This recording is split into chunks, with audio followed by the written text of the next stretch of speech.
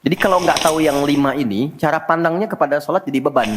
Karena itu kenapa ada tambahan di Ramadan spesifik untuk meningkatkan sholat tarawih. Berarti ada sesuatu yang sangat penting.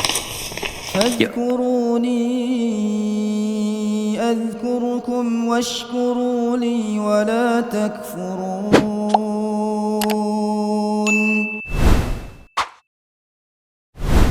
Kenapa sholat? Ada apa di balik sholat?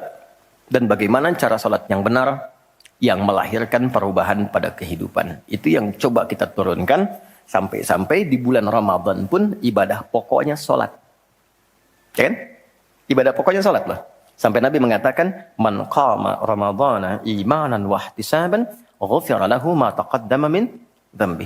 Spesial untuk Ramadan, orang yang sholatnya benar khusus di Ramadan, di malam harinya yang kita kenal dengan tarawih, kalau benar sholatnya dan ada getaran pada jiwanya, lalu dia berdoa spesifik, maka yang pertama Allah berikan mengampuni semua dosa yang pernah ia kerjakan selama hidupnya. Nah itu nggak main-main. Artinya merubah dia menjadi lebih baik. Itu sholat. Karena itu kenapa ada tambahan di Ramadan spesifik untuk meningkatkan sholat tarawih. Berarti ada sesuatu yang sangat penting. Dan sholat menjadi pokok penentu amalan lain. Jadi kalau benar sholatnya, benar hajinya. Benar sholatnya, benar zakatnya. Benar sholatnya, benar interaksi dengan Qur'annya.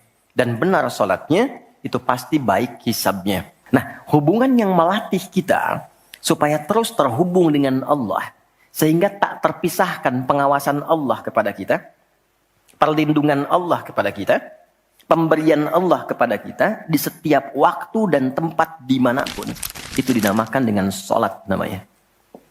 Karena itu, ciri keberhasilan orang yang sholat, yang pertama kali dapatkan, adanya konektivitas dengan Allah. Sampai dia koneksinya ke Allah. Karena itu disebut wusul.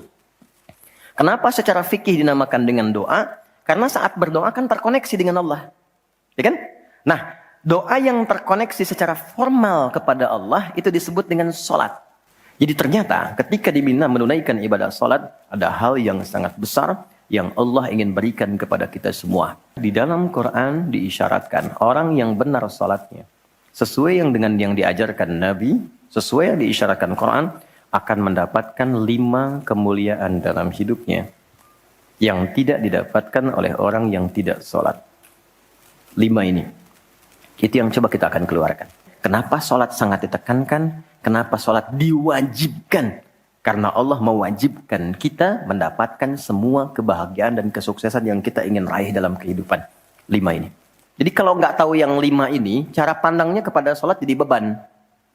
Baru aja sujud, dasar lagi. Baru maghrib, isya lagi. Ya kan? Pernah merasakan itu? Karena cara pandangnya menilai sholat sebagai beban. Padahal ketika Allah wajibkan, itu cara mewajibkannya bukan sebagai beban. Sebagai motivasi yang mengantarkan pada keindahan. 1, kita cepat. Kita pakai Quran hadis aja ya, biar nggak bisa didebat. Oke, Quran surah ke-20 ayat 14. Innani anallahu la ilaha illa ana fa'budni wa aqimis salata li dzikri. Sayalah Allah, kata Allah. La ilaha illa ana. Gak ada Tuhan yang layak dipertuhankan kecuali saya. Ini ayat yang paling real, yang paling mudah dipahami, yang paling kuat pengakuannya. Bagaimana cara menyembahmu ya Allah? Fa'budni wa aqimis salata li dzikri. Tunaikan salat. Ya, sebagai pembuktian penyembahan kepadaku, lidzikri, untuk mengoneksikan dirimu denganku. 1, salat adalah pembuktian sebagai hamba. Pembuktian iman. Supaya engkau membuktikan diri engkau itu hambaku, sembahku, lewat salat. Jadi kalau dia sudah menunaikan salat, itu pembuktian keimanannya kepada Allah, kebertuhanannya. Wa ma kana Allahu liyudhi'a imanakum. Jika ada hamba siapapun menunaikan salat, aku enggak akan sia-siakan salat yang dilakukan dengan imannya itu. Maksudnya apa? Akan dibalas, diberikan perhatian sesuai dengan kadar salatnya. Disebut dengan iman. Dan yang paling dahsyat, ketika seseorang salat menghamba, kan gerakannya ruku, sujud, menghamba kan? Maka naik statusnya dari sekedar manusia biasa menjadi abdun. Teman-teman, ini rahasia besarnya. Dan tidak pernah disebutkan dalam Quran kata abdun kecuali untuk mengangkat derajat hamba di hadapan Allah. Quran surat 17 ayat 1. Subhanalladzi asra bi abdihi. Tidak disebut nabi, tidak disebut rasul, tapi abdun. Nabi Sulaiman ketika diberikan kekuasaan besar, punya kedudukan yang hebat sampai menundukkan awan. Ketika mendapatkan kedudukan itu, sifat yang disebutkan abdun, bukan nabi, bukan rasul. Quran surah 38 ayat 30. Wa wahabna li Dawuda Sulaiman ni'mal abdu. Oke, Nabi Zakaria alaihissalam ketika akan diangkat statusnya dari suami menjadi ayah, dikabulkan, naik status, diberikan anugerah, disebutnya dengan abdun. Quran surah 19 di ayat yang kedua. Zikra rahmati rabbika abdahu Zakaria.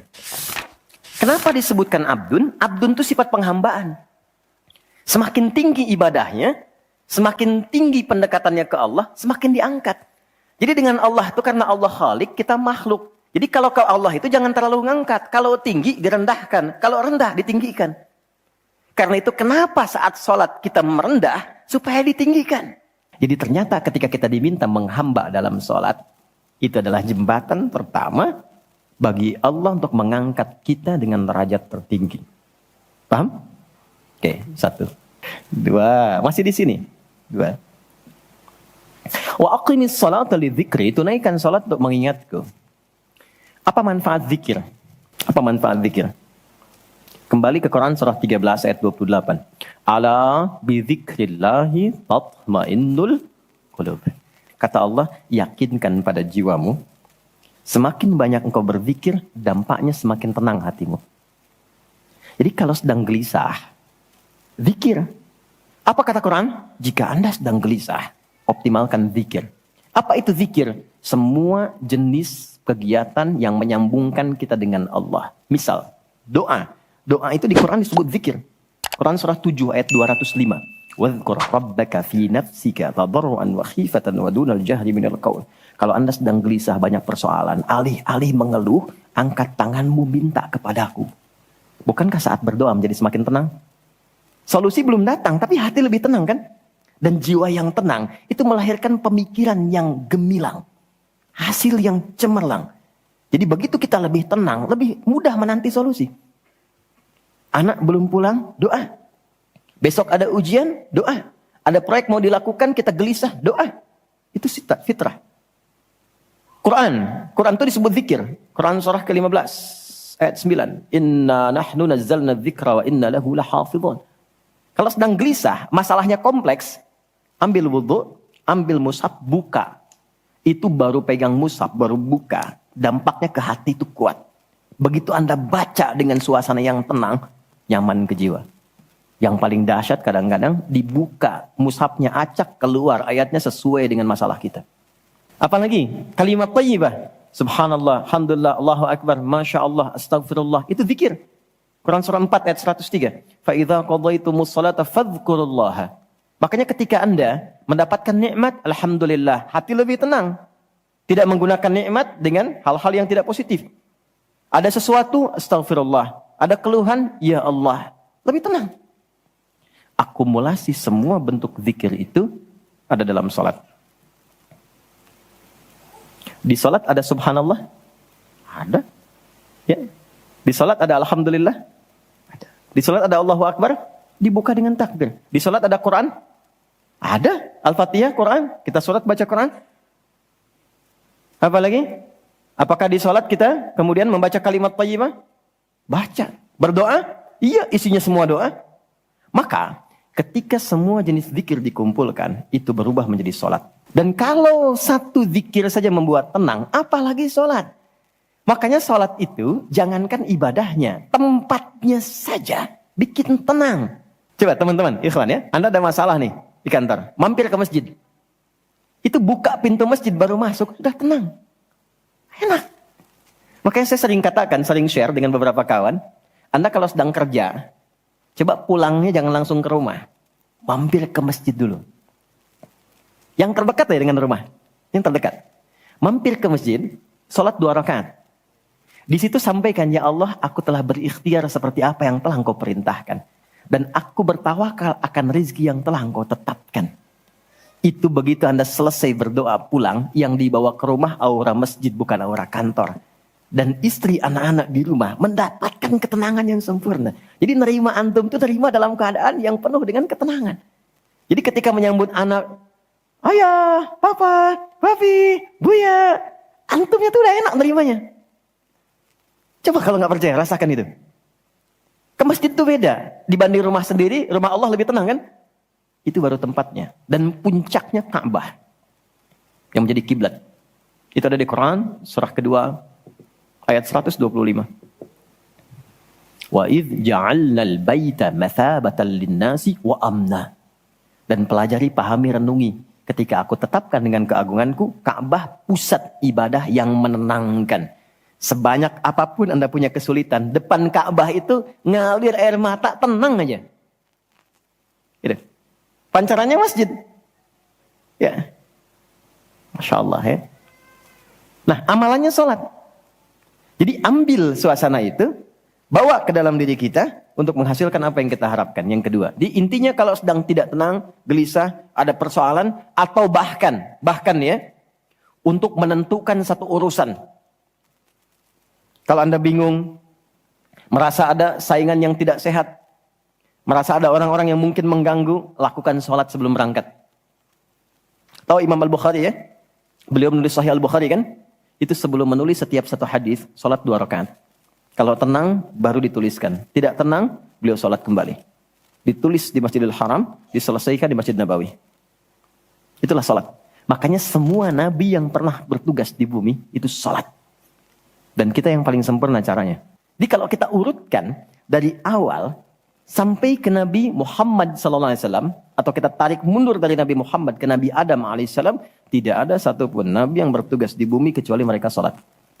3. Quran surah 29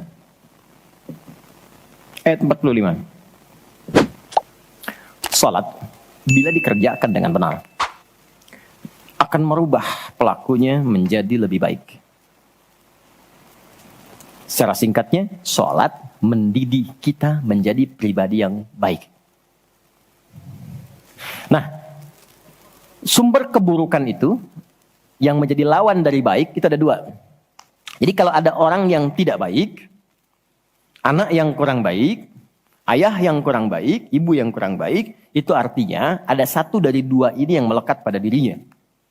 1 disebut dengan fahsya.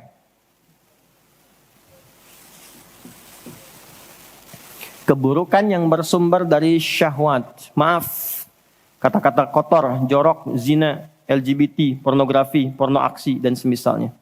Itu fahsya. Jadi nggak mungkin orang sholat, kata-katanya jorok. Perilakunya menyimpang. Nggak mungkin. Karena sholat mencegah itu. Atau mungkar, maaf, keburukan yang bersumber dari nafsu perut dan akal.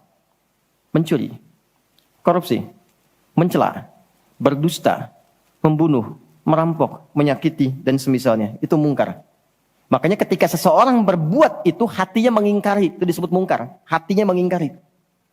Maka orang sholat, pasti bila sholatnya benar, karena dia tersambung dengan Allah, fahsya dan mungkarnya tertekan. Yang muncul jiwa baiknya, jiwa takwanya. Ketika yang muncul kebaikannya, yang buruknya ditekan, maka yang keluar dari semua bagian tubuhnya, semuanya perilaku baik.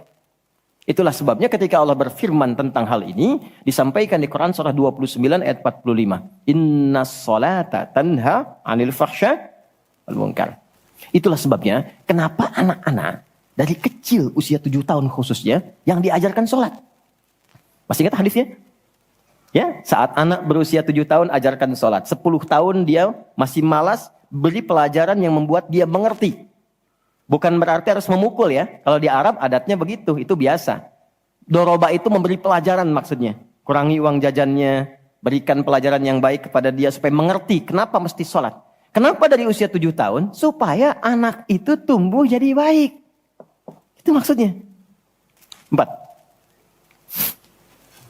Salat bila dikabulkan, bila dilakukan dengan benar, Saya ulangi, salat bila dilakukan dengan benar, sesuai isyarat petunjuk Al-Quran dan contoh yang disampaikan Nabi, maka bisa mempercepat terkabulnya doa.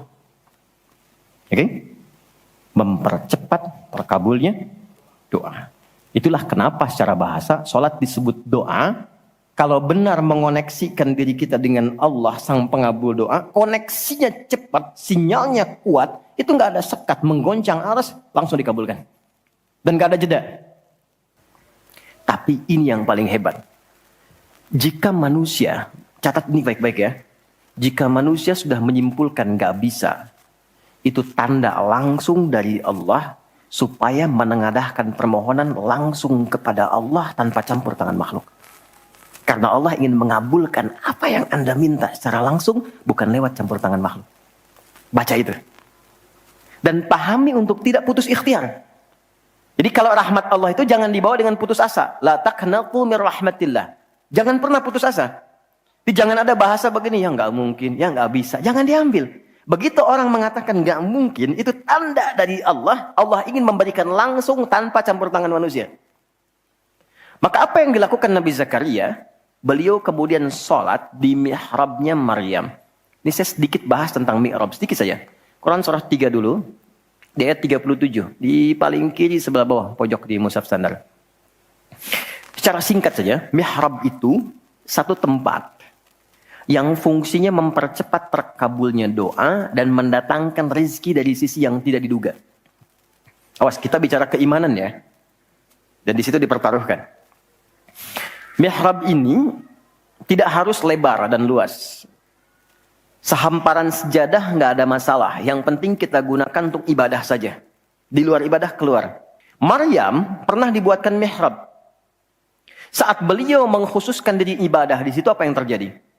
Setiap Nabi Zakaria mengantarkan kebutuhan Maryam, pakaiannya, makanannya, kebutuhannya, itu sudah ada. Ditanya, Maryam dari mana semua ini? Maka beliau jawab, Maryam jawab, huwa min indillah. Paman, ini semua dari Allah. Baik ya? Allah memberikan apapun yang ia kehendaki tanpa batas pada siapa yang diingini. Maka ini dibaca oleh Nabi Zakaria. Mayyasha itu. Jadi kalau ada di Quran diksi mayyasha, jangan simpulkan ini untuk dia saja. Maksudnya, jadi seperti dia, maka Allah akan berikan seperti Allah berikan kepada dia. Maka Nabi Zakaria kemudian sholat di mihrabnya Maryam itu. Minta sesuatu yang selama ini kata orang terbatas. Apa yang dilakukan? Sholat. Dalam sholatnya minta. Perhatikan cara mintanya. Satu, menyebut nama Allah sesuai kebutuhan. Jadi Allah bentangkan semua nama terkait semua kebutuhan kita. Anda butuh rizki, sebut ya Razak. Anda butuh ilmu, sebut ya Alim. Ya kan? Anda butuh ketahanan mental diri, sebut ya Sabar. Itu 99 tersebar. Itu rumusnya di Quran surah ke-17 ayat 110. Qul id'ullaha aw id'ur rahman ayyamma tad'u falahul asmaul husna. Kalau Anda punya persoalan, segera curhatkan kepada Allah, minta, berdoa. Sebut ya Allah yang standar atau ya Rahman naik sedikit atau pilih nama yang sesuai kebutuhan kita. Jadi nggak harus semua disebut. Nabi Zakaria divonis ada keterbatasan, nggak mungkin diberi. Maka beliau meminta dengan nama Allah yang memberi tanpa batas. Dalam bahasa Arab disebut dengan Wahhab, pemberi tanpa batas. Kalau dialihkan jadi bentuk permintaan, fi'lil amri lit talab. Bukan perintah di sini tapi untuk meminta. Maka rubah kalimatnya jadi hab. Kalau untuk pribadi, habli. Untuk komunal banyakan hablana. Karena ini kasusnya pribadi, maka di ayat 38 beliau meminta. Hunalika di mihrabnya Maryam. Da'a Zakaria Rabbah. Berdoalah Nabi Zakaria kepada Allah Rabbnya. Perhatikan. Qala Rabbi habli. Min ladunka dzurriyyatan thayyibah. Innaka sami'ud du'a. Ini fikih doa yang penting dipelajari. Ya Allah. Jadi kalau terjemah bebasnya begini. Mereka mengatakan, aku nggak mungkin punya keturunan. Maka aku memohon darimu saja yang tidak punya batas dalam pemberian. Mereka katakan aku nggak mungkin. Aku memohon kepadamu yang tidak punya batas dalam pemberian. Innaka sami'ud du'a, sungguh engkau pasti mendengar doaku. Kalau kepada yang maha mendengar tidak terkabul juga, kepada siapa lagi aku mesti memohon? 5. Harus sampai yang terakhir kan? Salatnya kan 5 waktu. Dapatnya 5. Ya? Yang terakhir apa? Salat adalah pengantar pada kesuksesan dan kebahagiaan hidup. Profesi apapun yang Anda pilih, Anda jaga salat dengan benar, tertinggi Anda dapatkan. Tertinggi. Dijawab langsung, diperdengarkan di telinga kita. Hayya 'alal falah. Supaya engkau sukses dan bahagia. Orang Islam setiap pergantian waktu, dari bangun tidur kamu harus bahagia. Siang hari kamu mesti sukses, mesti bahagia. Sampai mau tidur pun tidur dalam keadaan bahagia dan sukses. Diperdengarkan tiap hari itu. Jadi kalau Allah kasih sukses dan bahagia, bukan cuma dunia. Alam kuburnya sukses, akhiratnya sukses. Itu bedanya dengan sifat dunia. Jadi kalau Anda ingin kaya di dunia, tidak sholat pun bisa kaya. Asal Anda mau kerja keras. Sifat sholat itu memberikan keberkahan pada kekayaan. Sehingga menikmatinya melahirkan kebahagiaan. Bukan stres. Keluar gelap, balik gelap. Tiap hari ngitung. Punya kendaraan cuma dipanasin. Hidupin, panasin, matiin. Capek. Qad aflahal mu'minun. Orang beriman itu, bila imannya sejati, pasti menggenggam kebahagiaan dan kesuksesan. Bagaimana menunjukkan keimanan yang sejati itu? Ayat 2-nya. Alladzina hum fi salatihim khasyi'un. Ternyata salatnya dulu. Letaknya sebelum zakat loh, sebelum beraktivitas. Gak mungkin zakat kalau nggak ada harta kan? Harta itu artinya diminta untuk kaya, untuk usaha. Nah sebelum usaha, sebelum berkreasi, beraktivitas, salat dulu yang benar. Salat itu mempermudah jalan berusaha untuk mendapatkan lompatan keberkahan yang diharapkan. Dan Anda kalau berhijrah, yang pertama diberi bukan harta. Kalau motivasi Anda hijrah mendapatkan harta, salah Anda. Capek pasti. Bikin apapun capek. Kalau Anda ibadah untuk dapat kedudukan, capek. Capek. Tapi niatkan benar karena Allah. Semakin banyak gaya, semakin tertekan hidupnya. Ya? Maka bila orang punya penghasilan banyak gayanya, ketika penghasilan menurun, tekanan hidupnya meningkat. Itu yang menjadikan pekerjaan kadang nggak ditimbang-timbang, semua dilakukan demi memperbaiki gaya. Oke, sekarang intinya. Dari 5 ini, berapa yang sudah didapatkan? Selama kita salat. Ribuan kali ruku', ribuan kali sujud. Apakah salat yang dilakukan sudah membuat diri kita menjadi tenang? Apakah sudah merasa dekat dengan Allah, sehingga semua kegiatan merasa terawasi? Kata-katanya baik, pandangannya terukur, langkahnya ke tempat yang disukai. Apakah salat sudah membuat diri kita lebih tenang? Apakah salat menjadikan doa kita sudah terkabul? Apakah salat menjadikan diri sudah lebih baik? Jangan-jangan ada orang motivasi salatnya pun untuk berbuat yang tidak baik. Ada masuk ke masjid bukan untuk salat, begitu takbir mundur ke belakang, kotak infak hilang. Apa yang salah? Rakaatnya sama dari dulu. Dari awal bacaan pokoknya sama semua. Kenapa hasilnya bisa beda? Sumbernya hanya 2 masalahnya. Masalahnya 2. 1, boleh jadi orang sholat itu, kata Allah, tidak mendapatkan 1 dari 5 ini karena kurang khusyuk dalam sholatnya. Problem yang pertama. 2, boleh jadi tidak didapatkan 1 dari 5 ini karena ada orang yang sholat, tidak mengerti, tidak memahami apa yang dia baca dan dia lakukan dalam sholatnya.